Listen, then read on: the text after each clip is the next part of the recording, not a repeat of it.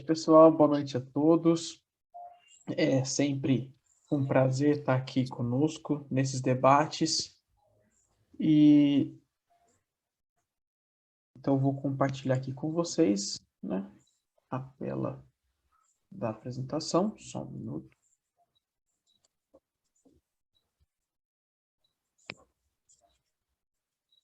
Vocês estão vendo? Sim. Sim. Vamos lá. Sim.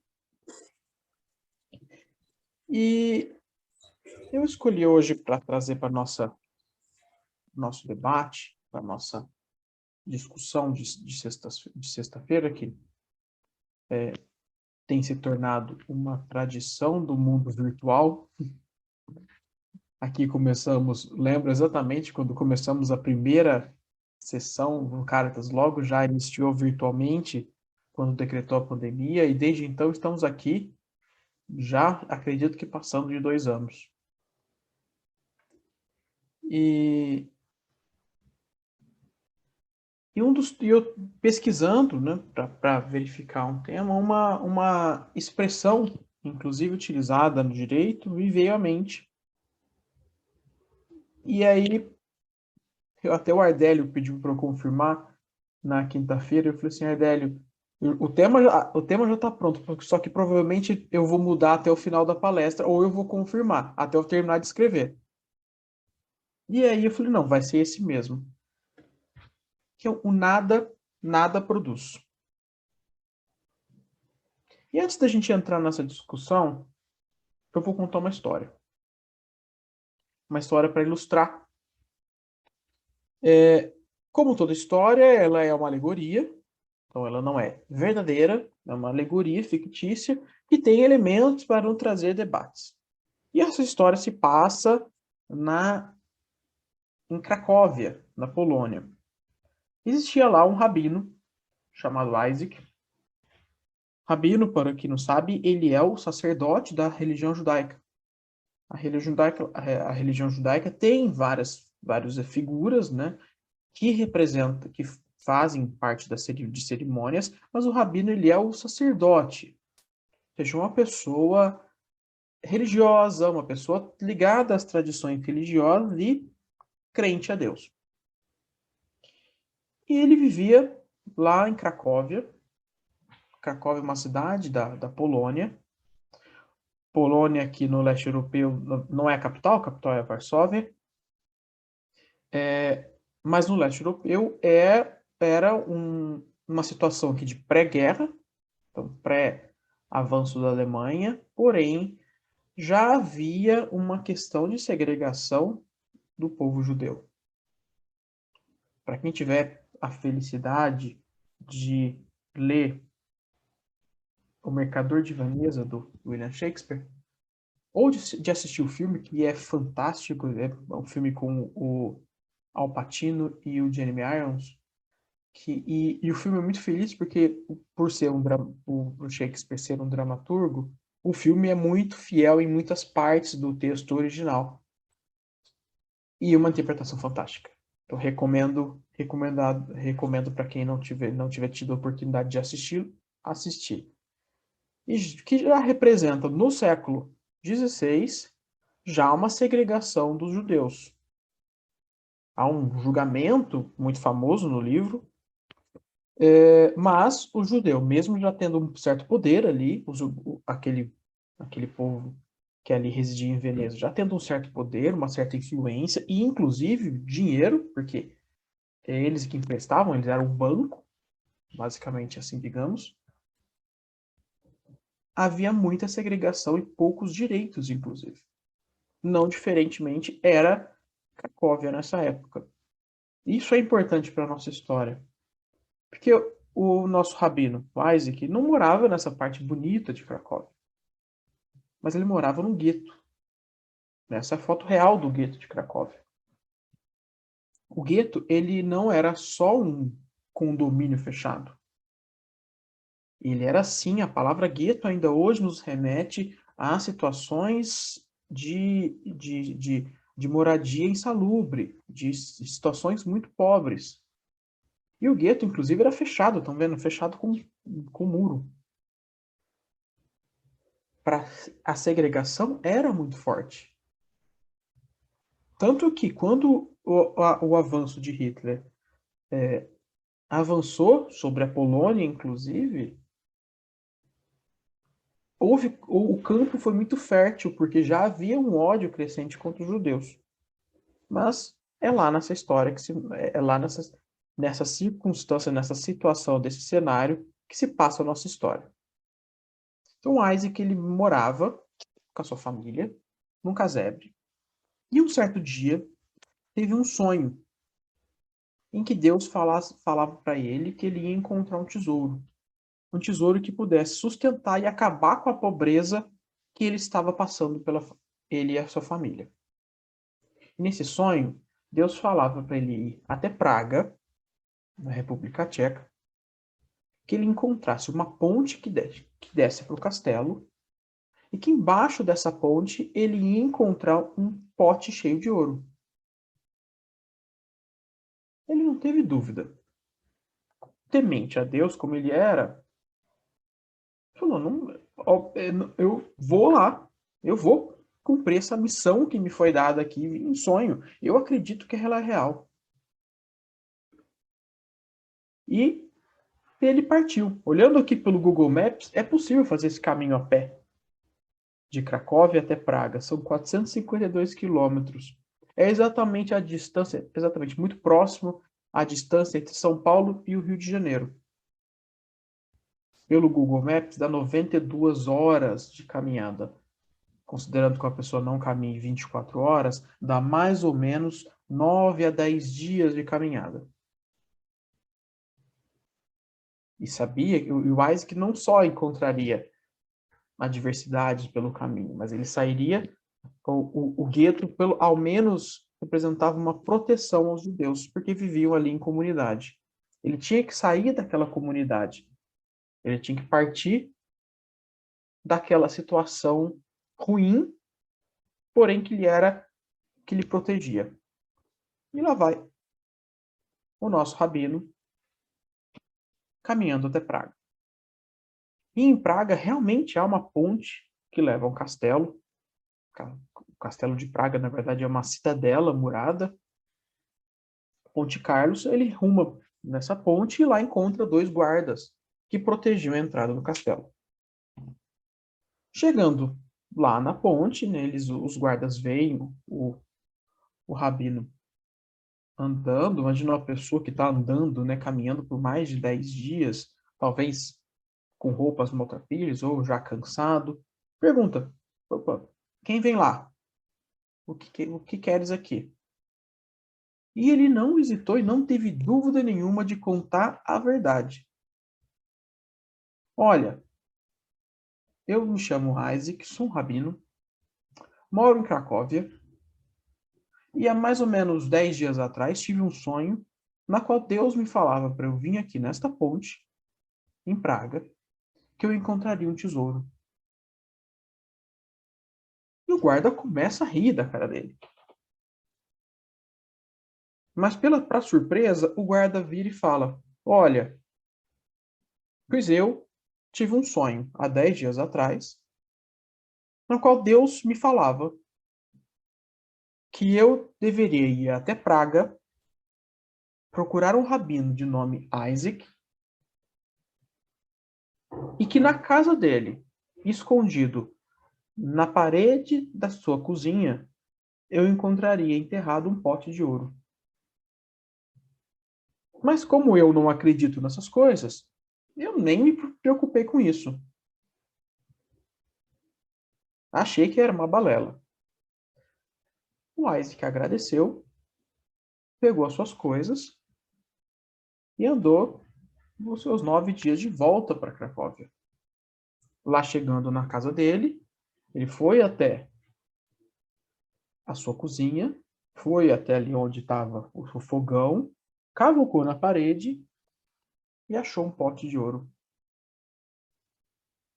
Assim ele conseguiu sustentar a família dele por longos anos. E o que isso tem a ver com a nossa história? Bem,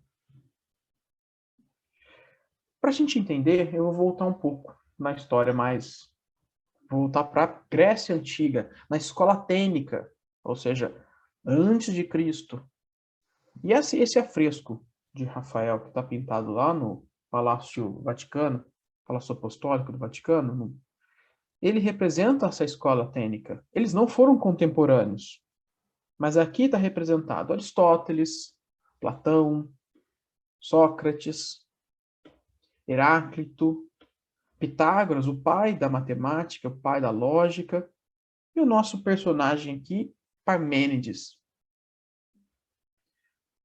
O Parmênides, ele viveu de 530 a.C. a 460 a.C. E é dele uma expressão aqui, em latina, né?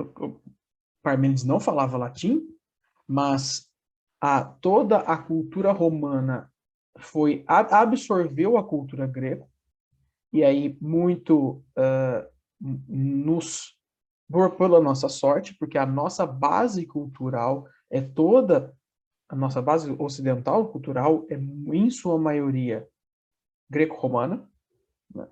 Nossos conceitos de república, democracia, filosofia, lógica, matemática, são, em sua maioria, fundados na escola greco-romana. E cunhou-se essa expressão, ex nihilo, nihil fit. Ou seja, nada surge do nada. Ou, como eu gosto de expressão, o nada, nada surge. O nada, nada cria. E ele cunhou um silogismo, um poema filosófico, que é dessa maneira. Deixa eu só mudar a tela aqui, porque ficou um pouco na frente. O ser não pode ter sido criado por algo, pois isso implicaria em admitir a existência de um outro ser. O ser que ele se referia aqui era o universo. Do mesmo modo, este ser não pode ter sido criado do nada, pois isso implicaria a existência do não ser. Portanto, o ser simplesmente é. Por que ele fez isso? Porque ele foi colocar a teste de hipótese. A escola atênica fazia isso, fazia testes de hipótese nas frases para verificar se ela era imutável. Porque sendo imutável, ela seria base para os outros raciocínios. Então, quando ele colocou a teste, a expressão dele, nada surge do nada, foi posto à prova. Talvez tenha ficado um pouco confuso. Ser, não ser. Eu vou trocar a palavra. Vamos, em vez de ser, vamos colocar aqui criador. O criador não pode ter sido criado por algo, pois isso implicaria em admitir a existência de um outro ser, de um outro criador. E aí, este outro criador é que seria o criador. Do mesmo modo, este criador não pode ter sido criado do nada, pois isso implicaria a existência do não criador. Ora, nada surge do nada, o nada nada cria. Se o nada nada cria, se nada surge do nada, ele não pode ter sido criado. Portanto, o Criador sempre esteve lá. Mas o que importa para a nossa discussão de hoje é essa segunda frase aqui. Do mesmo modo, este ser não pode ter sido criado do nada. Ou seja, para toda causa há um efeito. Não há causa sem efeito. Para tudo há uma causa primária. Eu comecei a perceber na onde eu já vi isso, então. O Livro dos Espíritos, pergunta número 1. Deus, quando Kardec pergunta perspicazmente, o que é Deus? E os espíritos respondem: Deus é a inteligência suprema, causa primária de todas as coisas. Então, a gente começa a perceber que o Espiritismo não criou certas coisas. O Espiritismo ele não criou alegorias, fantasias para explicar certas questões. O Espiritismo, na verdade, foi bebê da lógica, da filosofia antiguíssima, 2.500 anos atrás, que já explicava ao mundo a nua e crua regra imutável do universo. De que o nada, nada cria. Para toda causa, para todo efeito, há uma causa. Mas será que quer dizer então, André, que olha, que com 22 bilhões de almas no planeta, isso encarnadas e desencarnadas, Deus tem muita coisa para fazer. Ele é a causa primária, inclusive, de tudo que está acontecendo comigo.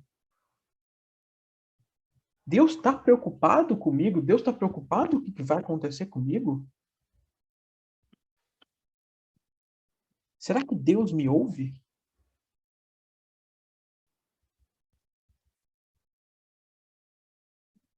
Ou será que eu estou ouvindo Deus?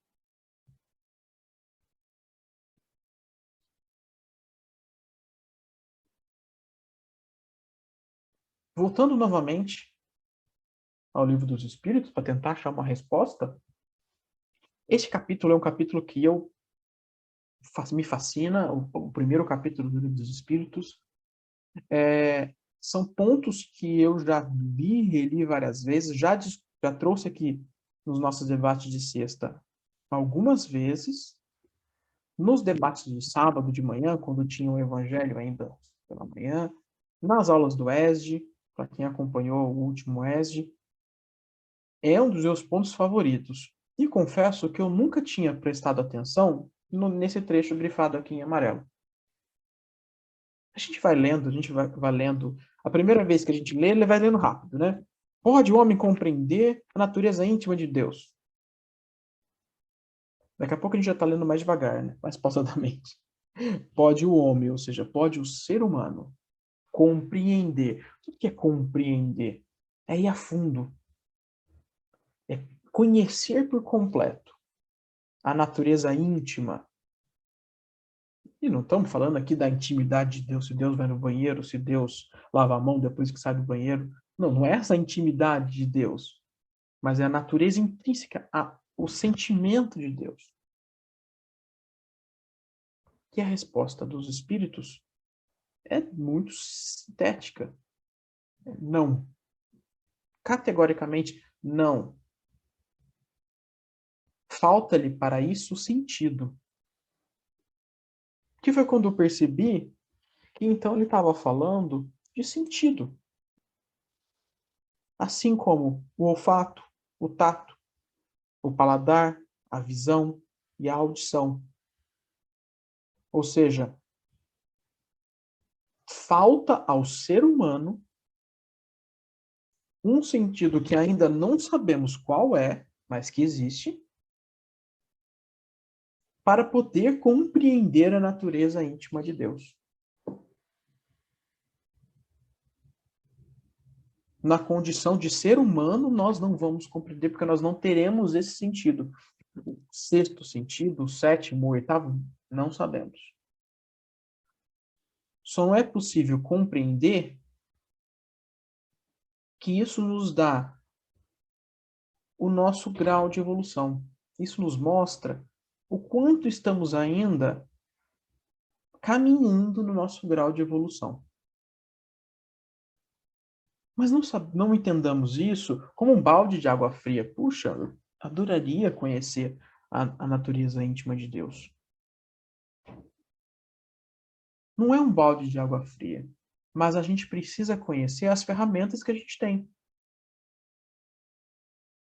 Por exemplo, quando nós estamos estudando às segundas-feiras o perispírito, o fluido cósmico universal, porque nós precisamos conhecer as ferramentas que nós temos à nossa disposição. É só a partir disso que a gente consegue compreender melhor o que está à nossa frente. Ora, vocês viram recentemente, por exemplo, aquele novo telescópio que foi lançado, o telescópio James Webb? Até um ano atrás, por exemplo, o telescópio Hubble, e eu conheço o telescópio desde quando sou criança, né, eu escuto falar do telescópio Hubble, era uma inovação, era o que mais tecnológico havia sido lançado até então. E as imagens feitas pelo Hubble já eram incríveis, fantásticas. Mas eram míopes. Era como se faltasse ainda um grau de miopia ali para corrigir a lente. E quando quando o James Webb começou, agora, está tendo muitas fotos comparando as duas, do mesma galáxia, comparando o Hubble com o James Webb. E é assim, colocou-se o quanto que o Hubble era míope, o James Webb colocou a lente ali de contato para corrigir a miopia. E as imagens estão surpreendentes. Esse é o nosso estado. A cada grau evolutivo que nós passamos, um grauzinho de miopia ali é corrigido dessa cegueira que nos interrompe. Ora, até os nossos sentidos nos enganam. Em questões cotidianas do dia a dia, os nossos sentidos nos enganam. Quantas vezes a gente cai em, por exemplo, ilusões de ótica? Isso para dizer em situações físicas, né? Uma ilusão de ótica ela é física, ela mexe com o nosso físico, um cheiro que parece uma coisa mais a outra, um gosto que é doce mais salgado, isso são físicos. Enquanto o nosso emocional nos atrapalha também. Emmanuel, no livro Como Certo, psicografado pelo Chico Xavier, aponta que, quando atravessares um instante considerado terrível na jornada redentora da Terra, recorda que o desespero é capaz de suprimir-te a visão ou barrar-te o caminho. As emoções são capazes de confundir os nossos sentidos. Ora, se as emoções conseguem confundir nossos sentidos, nem se fosse possível compreender a natureza íntima de Deus com os sentidos que nós temos, nós não saberíamos, por exemplo, enxergar Deus em sua plenitude. Porque os nossos sentidos são falhos. Eles nos enganam a todo momento, inclusive com sentimentos. E nós precisamos enxergar Deus, mas não numa visão simples, uma visão com mesmo os olhos físicos, né? A etapa que nós precisamos partir é a contemplação. E eu fui até buscar no dicionário, e é muito interessante as definições contidas no dicionário. Eu tirei algumas e deixei as que mais interessavam. A contemplação é a concentração profunda e demorada do olhar e da atenção em algo que geralmente se considera belo e agradável ao espírito, a admiração e a observação. Às vezes a gente fica parado com uma paisagem muito bonita, né? E olhando aquilo, e demora-se longo tempo olhando, ou um quadro. Eu toda vez que eu vejo uma pintura famosa assim, eu fico até emocionado, porque para mim aquilo representa uma expressão, um sentimento que foi traduzido pela arte. Quando eu tive a felicidade de encontrar um quadro do Van Gogh, aquele Noite Estrelada, que eu conheço desde criança, aquele quadro, que minha mãe comprava uns encartes que vinham, e aí recortava esses encartes que vinham no jornal e colocava em quadrinhos, assim. que ficava ensinando pra gente, né, que era arte. Quando eu vi, eu me senti que eu estava encontrando um velho amigo. E eu fiquei pelo menos uns 40 minutos parado na frente do quadro, olhando cada detalhe possível que eu pudesse contemplar naquela pintura. Contemplar. Definição ainda em teologia, que o dicionário traz, é o estado místico da alma, em que se concentra em Deus e se mantém em completa receptividade em relação a Ele, desprendendo-se de tudo que a rodeia. Elimina-se os ruídos ao redor, elimina-se toda aquilo que possa atrapalhar a comunicação com Deus, e eu tenho uma relação direta com Ele. Esse é o estado de contemplação. Ou na filosofia, é o estado de espírito de quem se deixa arrebatar pelo objeto do seu pensamento, a ponto de esquecer ou ignorar todas as outras coisas, inclusive a própria individualidade. Quando nós estamos em oração, em profunda oração, é quando nós entramos nesse estado de contemplação. É nesse momento, é essa a ferramenta que nós temos ao nosso alcance, na condição de seres humanos, de compreender Deus.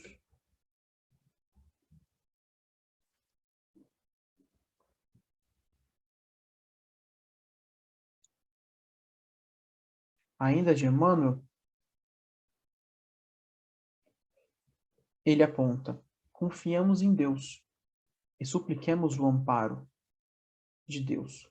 Mas, se quisermos receber a bênção divina, procuremos esvaziar o coração de tudo aquilo que discorde de nossas petições, a fim de oferecer a bênção divina clima de aceitação, base e lugar. Nós precisamos aceitar a bênção divina. Nós precisamos aceitar Deus, preparar o terreno para que aquilo frutifique.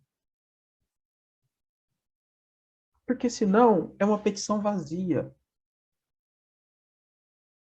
É um pedido sem coração, sem fundamento. Concentramos o nosso coração no nosso pedido e ele será destinado. Isso porque Deus é sutil.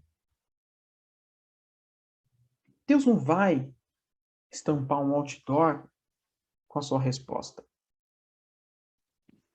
Ainda de Emmanuel, desse livro Rumo Certo, eu peguei alguns trechos de vários capítulos. Ele aponta: seja onde seja, recorda que Deus está sempre em nós e agindo por nós. Para assegurar-nos quanto a isso, bastar-nos-á a prática da oração, mesmo ligeira ou inarticulada, que desenvolverá em nós outros a convicção da presença divina em todas as faixas de existência. Certamente, a prece não se fará seguida de demonstrações espetaculares, nem de transformações externas imprevistas. Deus é sutil, lembram? Não vai mandar uma carta dizendo faça isso, faça aquilo, exatamente como lá na história do Rabino. Com instruções claras de que deveria até o local onde ele deveria cavar. Pensa, continua Emmanuel, todavia, no amparo de Deus, e em todos os episódios da estrada, senti-lo-ás contigo no silêncio do coração. Nos obstáculos de ordem material, esse apoio não te chegará na obtenção de dinheiro fácil, que te solva os compromissos, mas na força para trabalhar a fim de que os recursos necessários te venham às mãos. Na hora da dúvida, não te virá em fórmulas verbais diretas que te anulem o livre-arbítrio, Olha que interessante. Na hora da dúvida, e quantas vezes a gente não pede uma resposta? Deus me ajuda, me dê uma resposta, eu vou seguir o caminho A ou B. Eu devo aceitar esse emprego, eu devo mudar de emprego, eu não estou bem aqui, eu quero sair disso. Me dê uma resposta, me esclareça. Olha o que o Emmanuel aponta. Na hora de dúvida, não te virá em fórmulas verbais diretas que te anulem o livre-arbítrio. Porque se Deus falasse uma resposta direta para a gente, o nosso arbítrio estaria caído para o chão. Mas sim na inspiração exata que te ajude a tomar as decisões indispensáveis à paz da própria consciência. Nos momentos de inquietação, não surgirá em acontecimentos especiais que te afastem do testemunho de fé, mas percebê-los-á contigo em forma de segurança e bom ânimo na travessia da aflição. Nos dias em que o mal te pareça derrotar, a golpes de incompreensão ou de injúria, não se te expressará configurado em favores de exceção que te retirem do ombro a carga de provas redentoras, e sim na energia bendita da fé viva que te restaure a esperança, revestindo-te de coragem a fim de que não esmoreça na rude jornada em direção à vida nova.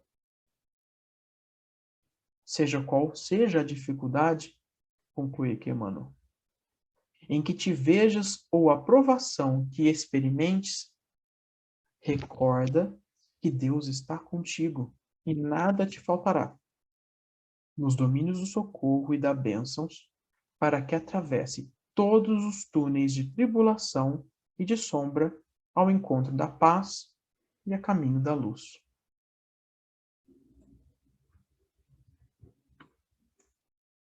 Assim como na nossa história do Rabino, Deus não apareceu no sonho para indicar um segredo de um pote de tesouro.